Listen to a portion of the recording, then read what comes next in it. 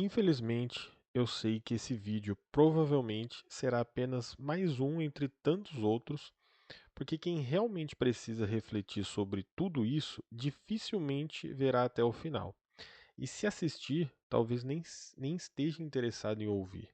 Estará procurando apenas uma frase fora de contexto, um detalhe para atacar, uma brecha para defender seu político de estimação. Porque esse é o efeito mais perverso da polarização. Ela faz com que algumas pessoas deixem de ouvir para apenas responder, deixem de pensar para apenas reagir, deixem de buscar a verdade para proteger uma identidade política. Existe uma doença que está consumindo o Brasil há anos e ela não aparece em exames de sangue, não provoca febre, não leva ninguém ao hospital, mas ela destrói famílias, amizades, instituições e principalmente a capacidade de pensar. O nome dessa doença é polarização política.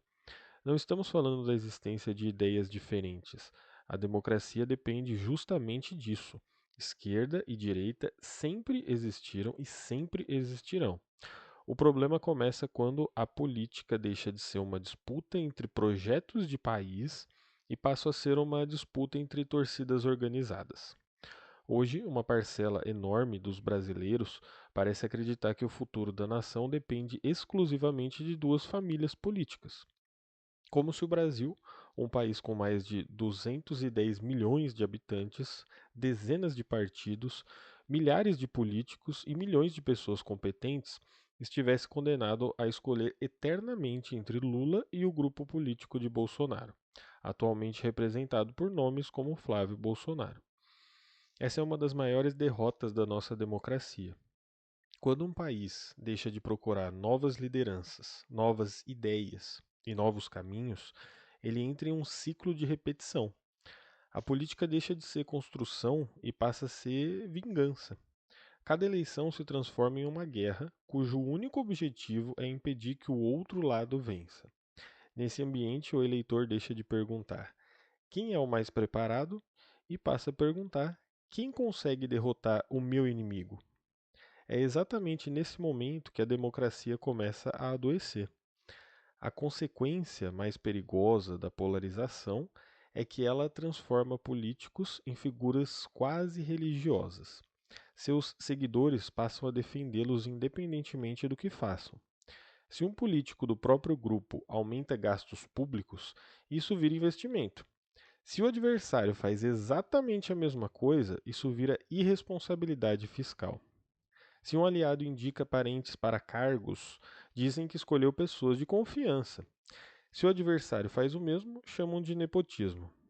Se o próprio lado ataca instituições, dizem que está defendendo a democracia. Se o outro lado faz críticas semelhantes, afirmam que está tentando destruí-la. Os critérios deixam de ser morais, passam a ser partidários. A lógica torna-se simples. Se é o meu político, eu justifico.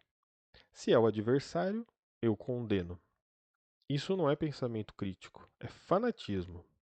Os apoiadores de Lula frequentemente criticam privilégios da classe política, mas muitas vezes relativizam práticas semelhantes quando realizadas por integrantes do próprio campo político.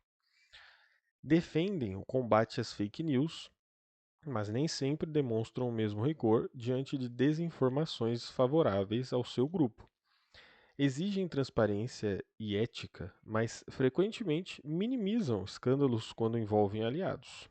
Da mesma forma, muitos apoiadores de Bolsonaro afirmam defender o combate à corrupção, mas relativizam denúncias quando atingem figuras do próprio grupo.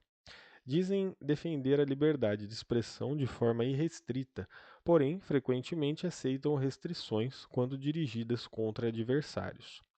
Criticam o aparelhamento do Estado, mas apoiam indicações políticas quando beneficiam seu próprio campo. O problema não está apenas nos políticos. Está na forma como parte da população passou a enxergá-los. Os políticos perceberam algo muito simples: um eleitor apaixonado é mais útil do que um eleitor consciente. O eleitor consciente cobra, o apaixonado defende. O consciente muda de voto, O apaixonado jamais abandona seu líder. O consciente exige resultados. O apaixonado cria justificativas. E é por isso que a polarização interessa tanto aos extremos.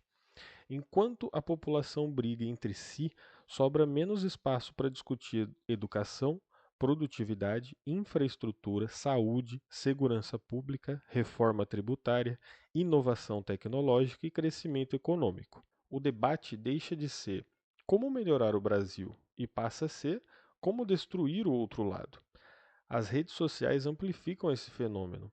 Os algoritmos recompensam indignação, medo e raiva. Quanto mais uma publicação desperta emoções intensas, maior tende a ser o seu alcance. Isso incentiva discursos cada vez mais radicais e reduz o espaço para posições moderadas. A própria pesquisa em ciência política mostra que boa parte da polarização brasileira é afetiva. Muitas pessoas rejeitam intensamente o grupo adversário, às vezes mais do que conhecem ou defendem um conjunto consistente de propostas. Curiosamente, estudos recentes também sugerem que lulistas e apoiadores do campo bolsonarista costumam imaginar o outro lado como muito mais radical do que ele realmente é. Esse descompasso de percepção ajuda a alimentar estereótipos e dificulta qualquer diálogo. Enquanto isso, o Brasil perde oportunidades, perde talentos que desistem da política por não aceitarem entrar nessa guerra permanente.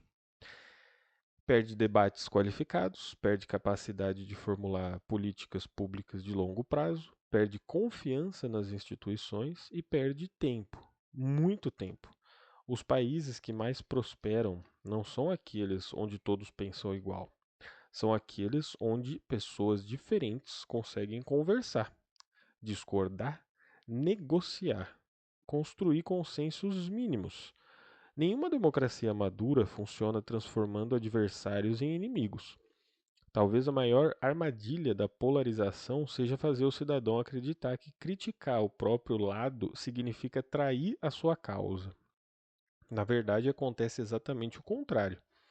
Quem realmente fortalece uma democracia é quem consegue elogiar um adversário quando ele acerta e criticar um aliado quando ele erra.